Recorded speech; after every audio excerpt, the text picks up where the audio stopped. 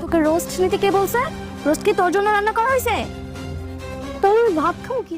আবারও কিন্তু বেলির উপর অত্যাচার শুরু করে দিল মাইশা এবং তার ভাই। আর এর জন্য কিন্তু একমাত্র দায়ী হলো আশিক। আর কিসের জন্য আশিক একমাত্র দায়ী সেটা আশা করছে আপনাদেরকে খুলে বলতে হবে না। মাইশা এবার কিন্তু বেলিকে দিয়ে সব কাজ করিয়ে নিচ্ছে, আর অপরদিকে মাইশার ভাই কিন্তু আবারও বেলির কাছে আসার চেষ্টা করছে। এমনকি আশিকের বাবাকে দিয়েও কিন্তু মাইশা বাজার করিয়ে নিচ্ছে, আর সেটা কিন্তু আশিকের চোখে এখনো পর্যন্ত পড়েনি। মাইশা যে এত খারাপ এবং নিচু মানের মেয়ে সেটা কিন্তু আশিক এখনো পর্যন্ত বুঝতে পারেনি। অনেকদিন পরেই কিন্তু আপলোড করা হলো 200 দিনের সংসার নাটকের 11 নম্বর পর্বটি।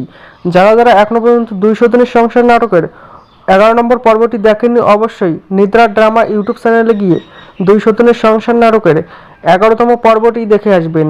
কিছুক্ষণ আগে কিন্তু আপলোড করা হয়ে গেছে 200 দিনের সংসার নাটকের 11তম পর্বটি। এখন আপনারা অধীর আগ্রহে বসে আছেন 200 দিনের সংসার নাটকের 12তম পর্বের জন্য। কবে আসতে চলেছে 200 দিনের সংসার নাটকের 12তম পর্বটি, এবং আপনারা 200 দিনের সংসার এই নাটকের 12তম পর্বটি সবার আগে দেখতে কি কাজ করতে হবে সবকিছু বিস্তারিতভাবে জানিয়ে দেবো আজকের এই ভিডিওটির মাধ্যমে।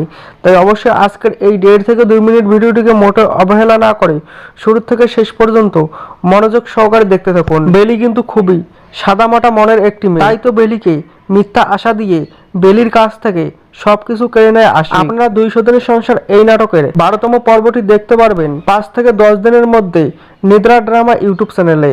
আশা করতেছি আপনারা বুঝতে পেরেছেন। আজকের ভিডিওটি এই পর্যন্তই। দেখা হচ্ছে পরবর্তী কোনো নতুন ভিডিওতে। ততক্ষণ সবাই ভালো থাকবেন, সুস্থ থাকবেন। Take care.